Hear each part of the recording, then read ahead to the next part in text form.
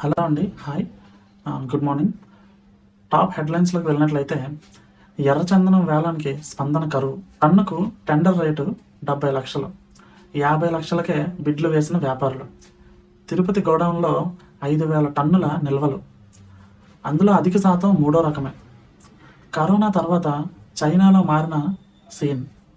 అదరగొట్టిన ఆంధ్ర కుర్రాడు. శతకంతో ఆదుకున్న నితీష్. టెస్టుల్లో తొలి సెంచరీ. ఆర్థిక సంస్కర్త మన్మోహన్ సింగ్ గారి అంతిమ వీడ్కోలు.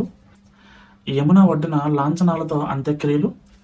చితికి నిప్పంటించిన పెద్ద కుమార్తె ఉపేందర్ సింగ్. రాష్ట్రపతి, ప్రధాని సోనియా, రాహుల్ నివాళి. శ్మశాన వాటికలో అంత్యక్రియలపై కాంగ్రెస్ అభ్యంతరం. స్మారకానికి స్థలమిస్తాం, రాజకీయం వద్దు అంటున్న కేంద్రం.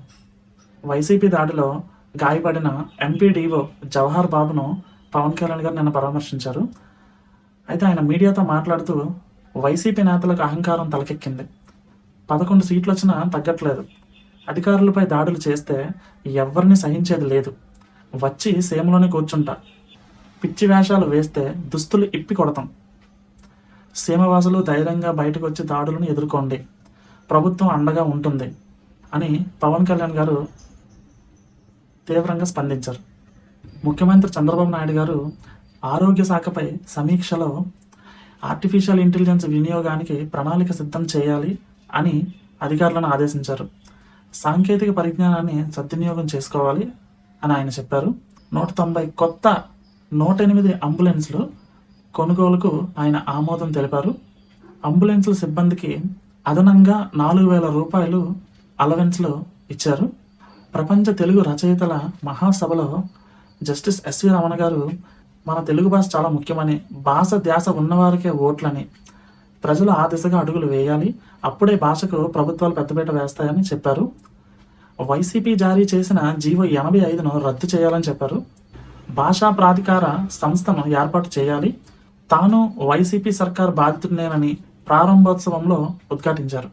అయితే బెంగళూరులో సహనటిపై లైంగిక వేధింపులు ఆరోపణలు రావడం వలన కన్నడ టీవీ నటుడు చరిత్ అరెస్ట్ అయ్యారు. అయితే ఫిబ్రవరి 1న 2025 మనకి కేంద్ర బడ్జెట్ ఉంది.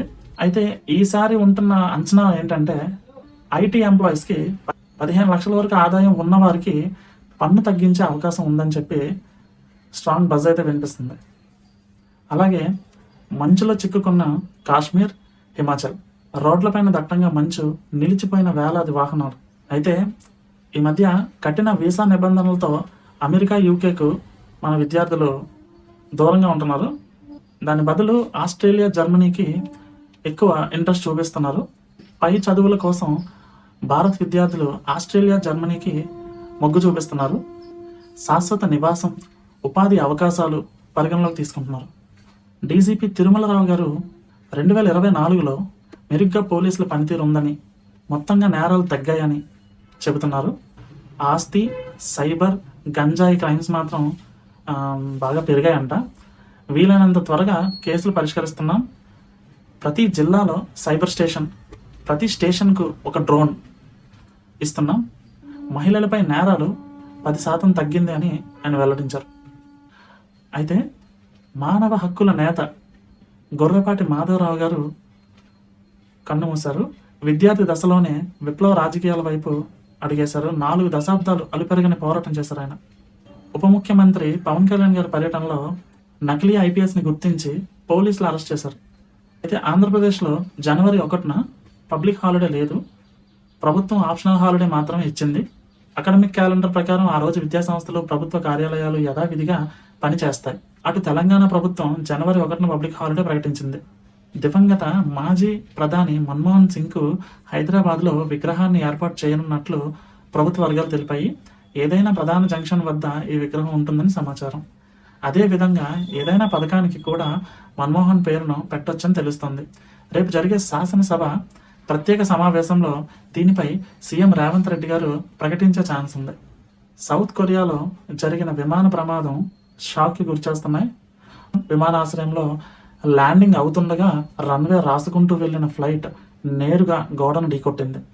ఒక్కసారిగా ఫ్లైట్ పేలిపోయి భారీగా మంటలు చెలరేగాయి. ఆ సమయంలో విమానంలో 175 మంది ప్రయాణికులు, 6 సిబ్బంది ఉన్నారు. ఇందులో 28 మంది మరణించినట్లు తెలుస్తుంది. మిగతా వారి పరిస్థితి ఇంకా తెలియాల్సింది.